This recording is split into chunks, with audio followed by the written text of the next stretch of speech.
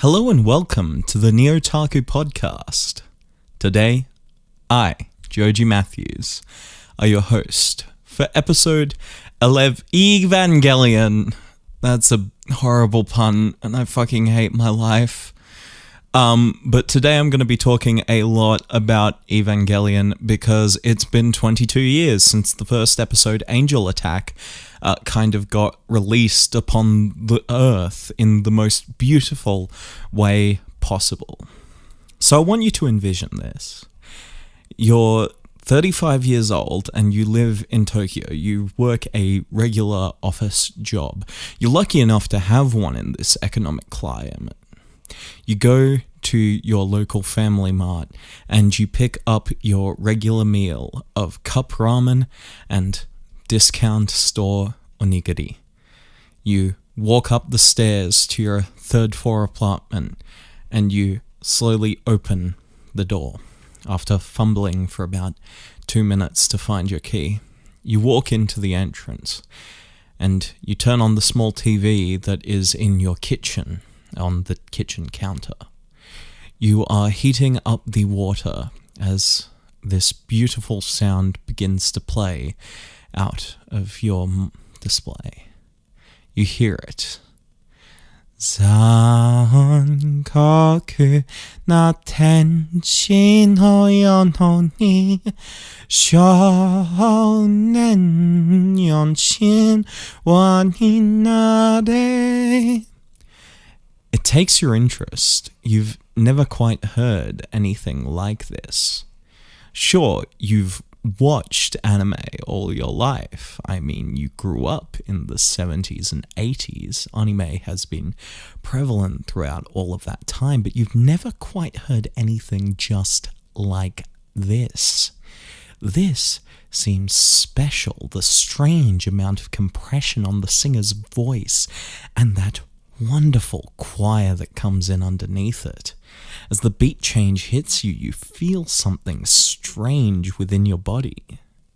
You begin to pay attention more now than you are to your cooking. Not that you could really call it cooking, could you? And that's what I've always envisioned about someone watching the first episode of Evangelion as it broadcasted. I've never quite pictured anything other than some disillusioned mid-30s office worker watching it. And I'm not quite sure why. I mean, the implication there would be that they would be around the same age as Hideaki Anno.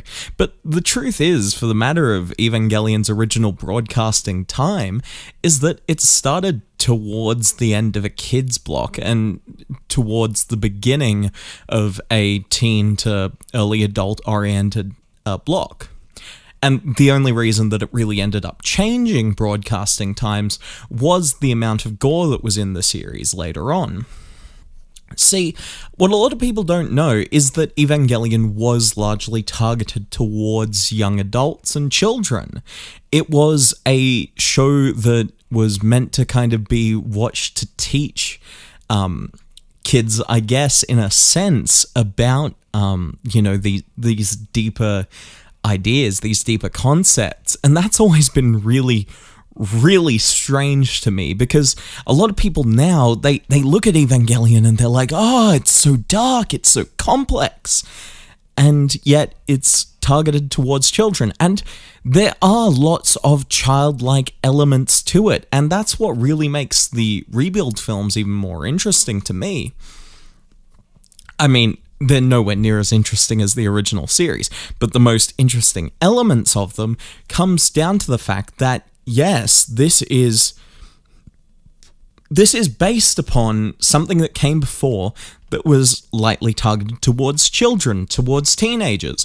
And you see that come through so much more in the rebuild films. You see this very childlike, wonder-esque kind of thing. And I think a lot of that comes down to the involvement of Tsurumaki Kazuya, who obviously directed Fooly Cooly of all things. And so when I'm envisioning this, I'm envisioning Anno's original intention to be much, much closer to that intention that the original director of Gundam, Yoshiyuki Tomino, had when he was creating Gundam and Ideon. And that's fascinating, because you can see that Anno is definitely wearing his influences on his sleeve, you know, the unconventional mechanical designs and everything. They all come from this complex web of lineages. And so one thing that I want to explore is that web of lineages. It's this amazing thing to me that I've never looked at in a video, just because to me there is so much there, you know. If you watch like my video Evangelion and Sexuality, I even point out ties to mid-1980s hentai OVAs, because to me that is an originating point for a character archetype that came popularized with Evangelion. I don't even know if Toshio Okada or Hideaki Anno or anyone, you know, Hiroyuki Yamaga maybe, had watched something like this. And that's fascinating, because, you know, the Gainax staff always had a very unique set of influences in their anime. They obviously all come from the Matsumoto generation. They all come from that. They all grew up watching Tetsuo Tomu and you know, things like that. They grew up with anime as an everyday thing, where the prior generation of anime creators grew up in a largely anime-free world. Like, if you were pre-war, if you were born prior to World War II, then you likely grew up watching the films of Seio Mitsuyo.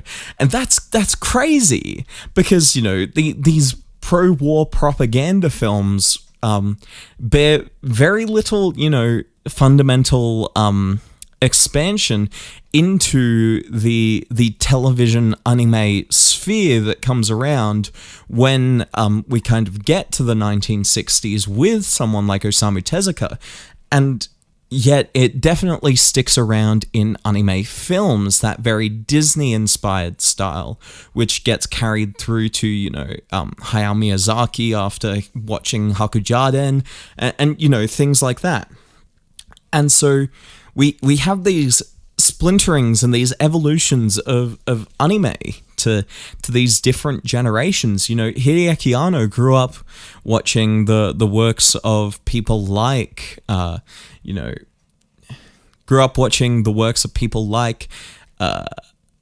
Matsumoto and you know, his contemporaries. He grew up reading the manga of the creator of Cyborg 009. He watched Kamen Rider and Uratoraman in their, you know, original permutations. And so this relationship of identity and ideas and concepts that comes through in Evangelion is pulling from such a pre-Evangelion place that I think genuinely what makes Evangelion so special is that it shows a mastery and an understanding of all things pre-Evangelion. And it's not just Japanese works that Anno had these very clear obsessions and interests in, because a track like the song Decisive Battle from the Evangelion soundtrack basically matches one of the songs from GoldenEye in terms of its composition. And really what's changed between these permutations is instrumentation as opposed to anything else.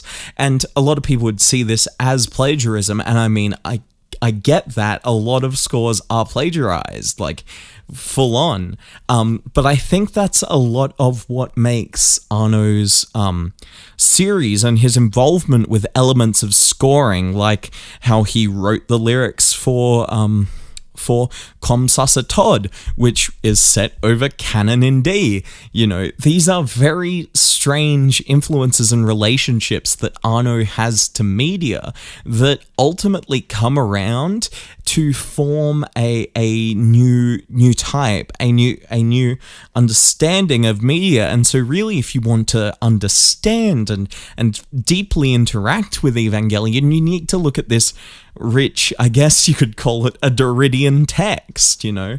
You need to observe everything that has ever existed, every anime and manga, and every song, every film, everything, because seemingly Hideaki Anno had consumed all of it. He seems to be this cultural powerhouse of a person who has such a deep understanding of everything that it comes around into a new form of being. And I think that's fascinating, because if you're watching any of Hideaki Anno's works, especially his original concepts, not Nadia or Gunbuster or Karekano, but much rather Shikijitsu and Evangelion and Shin Gojira, you can see these entirely new interactions with media that comes beforehand. And even in Nadia, we can see an interaction with Laputa Castle in the Sky, because what Hideaki Anno is doing there is he's very much kind of playing off this concept, this dealing with the very Heideggerian standpoint of Hayao Miyazaki, or you know, he deals with the notion of cinematism in a very different way to Hayao Miyazaki, as you would see detailed in something like the book The Anime Machine by Dr. Thomas Lamar. Give me some of that good water. And so these strange interactions with prior media. I mean, you can see something like the Angel Ramiel from the first film, and I can't remember what episode Ramiel is from. I think he's like episode 6, or she's episode 6 or something. But Ramiel is basically one for one copied as a design from the core of Laputa, and that's fascinating, right? And you look at Nausicaa Valley of the Wind, and you see Anno's very distinctive style of laser, and you look at his very distinctive style of explosions that you see in Daikon 4 as well, and you compile those, and you begin to see that is obviously kind of being referenced by, you know, Yo-Yo Shinari and such in the kind of formation of their animation style for things like the crosses that explode out of the angels every time that they are defeated. And that's fascinating, because an animator like Yo-Yo Shinari, having worked directly under Hideaki Anno, having trained under Anno, and then, you know, later having worked for a very long time under both Tsurumaki and Imaishi, we get to see this very unique style that is emerging out of post-Evangelion artists, and then ultimately we get kind of what a lot of people would consider, or a few people would consider, to be the ultimate post-Evangelion creator, at least thus far in terms of our post-Evangelion era, being Yo-Yo Shinari as the ultimate post-Evangelion director. And I mean, you know, now we're seeing an emergence of this kind of second wave of the otaku into media, but a lot of what these second wave otakus are missing comparatively to kind of the first wave is that the first wave had this very unique interaction with very early you know, anime media. I wouldn't be surprised if a lot of first-generation otaku had, you know, not only consumed Matsumoto and Tezuka, but also, you know, kind of the series like Seinen Baraku and experienced lots of, you know, Dazaki films, and you know, they grew up watching Rocky and things like that, you know. I mean, it is quite clear that a first wave otaku artist like Shimamoto Kazuhito, you know, was very much influenced by the Western film sphere, especially with Rocky. I mean, he documents it himself in his autobiographical manga, Blue Blazers, where, you know, he shows himself going to see this screening of Rocky, and, you know, he's there screaming and crying in the theater. And it's beautiful. It's this beautiful interaction and understanding of art that really makes the pre-Evangelion otaku boom so beautiful. And I love lots of pre-Evangelion works. I need to watch more of them because, you know, currently I am getting really obsessed in the post-Evangelion. But, you know, series like Ashita no Jo by Osamu Dezaki are incredibly interesting for these kinds of reasons. And so, you know, to understand Evangelion, you have to experience everything to truly get a real understanding of Evangelion. You need to know everything about art, about anime, about Hideaki Anno, about intertext, about philosophy. And that was one thing that I was thinking about doing, was making a video titled How to Understand Evangelion, and it was just going to be read every book you can find, listen to every album you can hear, watch every anime and film and everything that you can find that is before Evangelion. And then you need to think about them for years and years, and then you need to watch Eva, and then you need to think about it for years and years, and you need to meditate upon this concept until eventually you reach this pinnacle, you reach nirvana. You reach a real understanding of art. See, to understand Evangelion is functionally to understand art. All artistic expression can eventually be traced back to Neon Genesis Evangelion.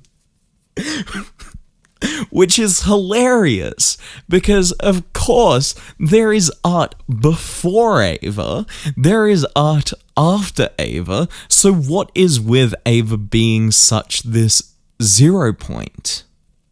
Well, I think that a lot of it comes down to being something that has so many influences, that has so many relationships to other art, and that has such a deeply personal relationship to the creator of the piece of art itself.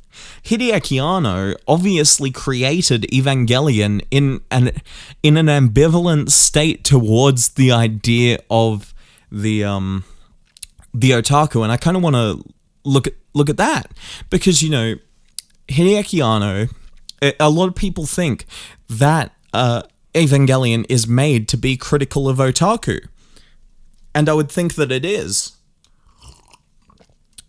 But I also feel that it is a love letter to otaku, that it is a love letter to otaku being able to understand broader concepts, that it shows that otaku, like me, like Okada, like everyone, you know, that there are further things than just these bottom of the barrel pieces. And I think that is a lot of what Gainax stands for, and a lot of what Gainax represents. I mean, an OVA like Otaku no Video, you know, showcases that there is a lot more to otaku than just an obsession with anything. It's a deep, festering obsession of something that other people don't get.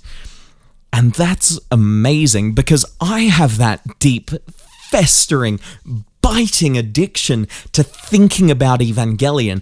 I can't live without thinking about Evangelion. I spent a disgusting amount of time thinking about those final 3 lines from the series. To my father, thank you. To my mother, farewell, and to all the children, congratulations. That line has been burned into my memory for like 3 fucking years now, and that is absurd, that I can just be sitting anywhere, and I can just be hit with this wave of thoughts about this piece of art that is 4 years older than I am, that has you know, been in existence and been revered for longer than I have, and it's been created by one of the most revered people in their country, who is still in absolute, complete fucking, you know, unacceptance over here, and it's horrible. Hayao Miyazaki has won a motherfucking Oscar. Osamu Tezuka has been broadcast on every fucking television channel, in the Western world, because he was the fucking cheapest fucking prick on the face of the planet, and he ruined anime for a generation.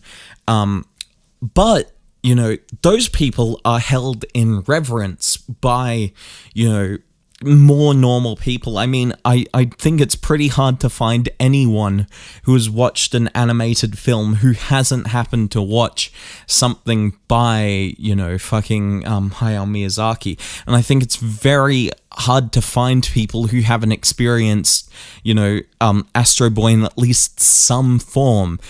But Hideaki Anno being this obscure form, it's a huge disrespect. Because I see people shit on anime on a daily fucking basis at my art school. And, I think these are people who've never experienced Hideaki Anno or Yo-Yo Shinari or Osamu Tezuka's or even Osamu Tezuka's work really in depth.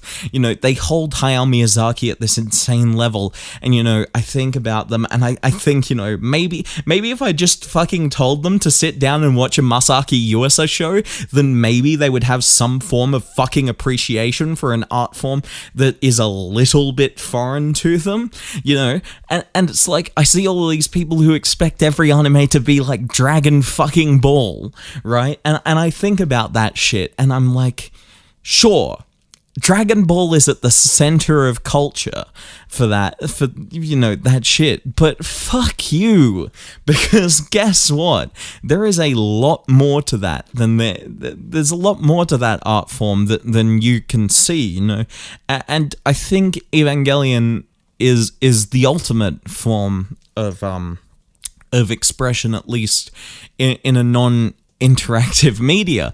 I think that what it showcases is an understanding of film and animation to such an extent that there is no genuine logical progression beyond that point. There is only an expansion, I guess you could say, side to side, where there has been this reaching of a top point, and from there, everything has been a different permutation upon that one expression, because it gets very hard to kind of depict anything beyond that until you come up with an entirely new identity for this piece of art, and until you get to an entirely new, area. And I think that Evangelion does that as well as it possibly can for anime, and I think that Masaaki Yuasa, if he is anything, he is the next logical progression upon Hideaki Anno, but I think that much closer to what he is doing is still moving sideways. He's creating these absurdly good understandings of film and art prior, but he's not quite built a unique identity into a new form. He hasn't used intermedia things, and I think that's the next genuine step for anime to take to really gain some new kind of thing entirely.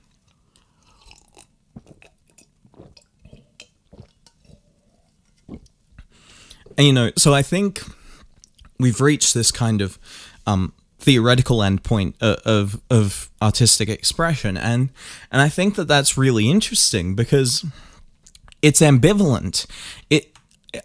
Anno is very ambivalent towards a lot of things in Evangelion. I mean, you can see it in the Geofront, At parts, this place is heralded as the savior of mankind, and at others, it is a horrible trap that these people are stuck in. And I think that that's the same with Gendo Ikari. The joy in the fear of destruction is ultimately the joy of rebirth. I think that Gendo Ikari morally represents this kind of Geofront thing. And there's so many intricacies to Evangelion, and it's absurd. It's it's a love letter to the otaku, and it follows that up by hating on the otaku. It feels a lot like something. It feels like this ultimate point. If you're familiar with Bo Burnham and his show Make Happy, there's this final track on that show, this final element, and it's called Can't Handle This, aka Kanye West rant, and it's this beautiful it's this beautiful piece that a lot of people, that a few people have done analysis videos on, and they're fucking shitty analysis videos, but whatever. But there's this one really great point where he says, I want to give you the night out that you deserve. I want to say what I think. I want to be true to myself. I want to say what I think. But I don't want to care what you think about it. A part of me loves you, a part of me hates you, and I don't think that I can handle this right now. That is exactly the kind of ethos that Hideaki Anno took into Neon Genesis Evangelion. This is the kind of feeling, this is the kind of understanding, this is the kind of batshit crazy idea that is represented within the series. If Hideaki Anno truly hated otaku, then he hates himself more than anybody else. He is above everything the otaku. A lot of people would have said that about Toshio Okada, and I would say that Toshio Okada is otaku, but he isn't the otaku. See, Toshio Okada, while bringing otaku to the forefront of identity with Otaku no Video, and by writing things like Gunbuster, holy fucking shit, Gunbuster, there is this amazing, beautiful, oh my god, emotional resonance in this idea of the otaku, because fundamentally, if you're far enough down this kind of identity, then you feel ambivalent towards it regardless, because basically what you're going to see is that you're going to see all the disgusting shit that otaku put up with, right? Fucking Ero Manga Sensei is a lowering of standards to a colossal extent for the otaku. It's bullshit, and no one's going to fucking say anything against it because they believe that the otaku are inherently masochistic or some fucking bullshit. Guess what? The otaku, they have fucking standards. And the otaku, they don't necessarily love that they're otaku.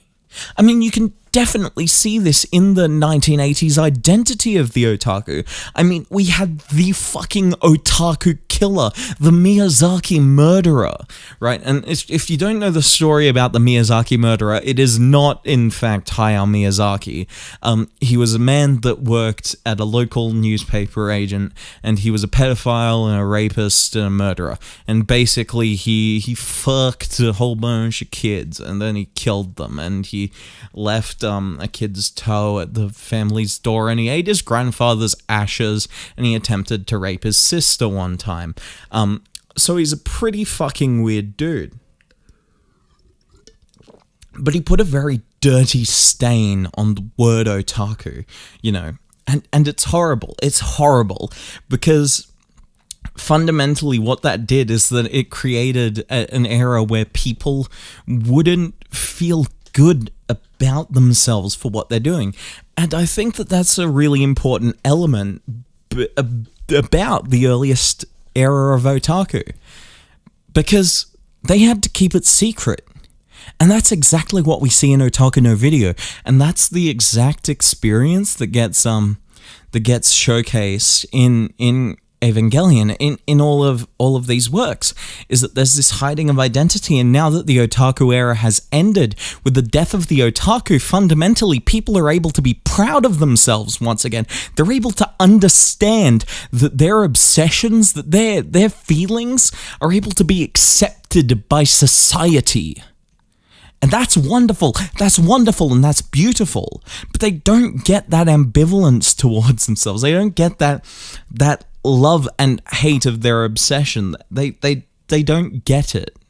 Nobody gets it. Nobody gets Evangelion. I don't get Evangelion. Ano doesn't get Evangelion. Tsurumaki doesn't get Evangelion. You don't get Evangelion. Nobody understands it.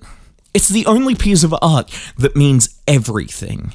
It's the only piece of art that can express something so simply through a fucking cut of animation that nobody understands what it means, that nobody sees, that there is this wonderful, beautiful meaning there. There's this wonderful, beautiful resonance that forms its own artistic lineage that 22 years later in his own series, Yo Yoshinari was able to turn something that he learnt how to do, in a series by Hideaki fucking Anno into one of the most beautiful ending cuts of animation.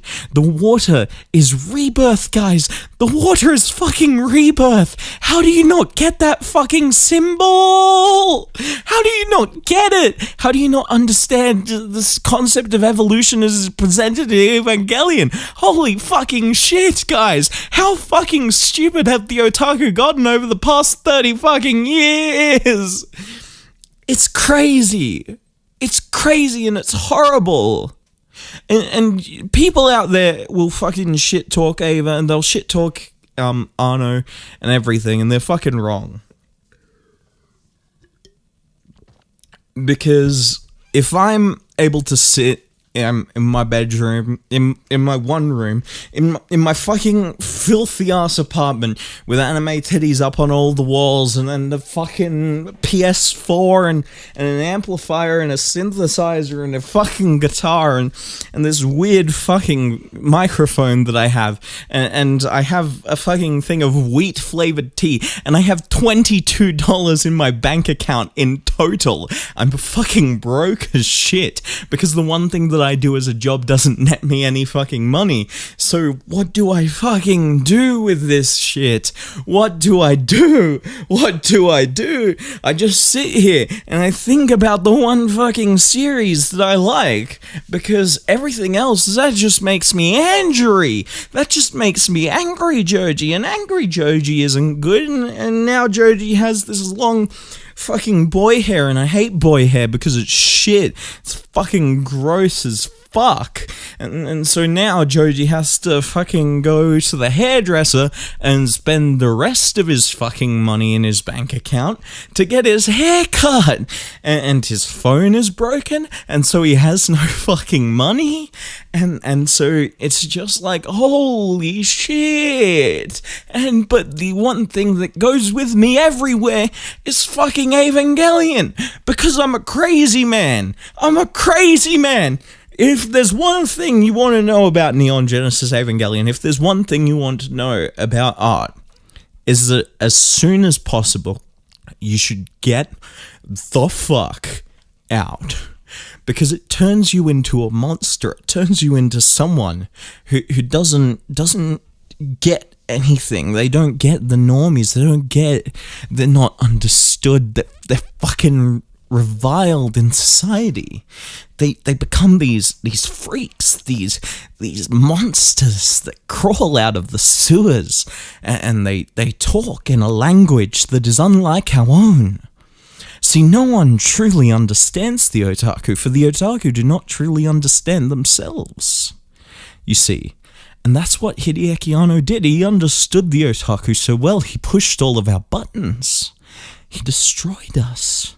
He reformed us. He made us into something new. And that's beautiful and wonderful and scary as shit. Anyway, thanks for watching this episode of the NeOtaku podcast. I'm crying now. I haven't even had anything to drink. Holy shit.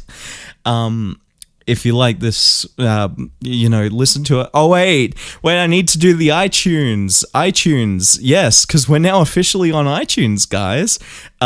So, iTunes. Every 5-star review that we get will be read on the podcast. So, this one is from JoJo Reference. It's a 5-star review. Yay! Love this show. Glad it finally has an iTunes page. Thank you, JoJo Reference. Good shit. Listen to us on Podbean or whatever, hit up our RSS feed and listen to our shit. I don't give a fuck. Check out my channel. Buy my music. I need money. I am broke as fuck right now and insane. Thanks.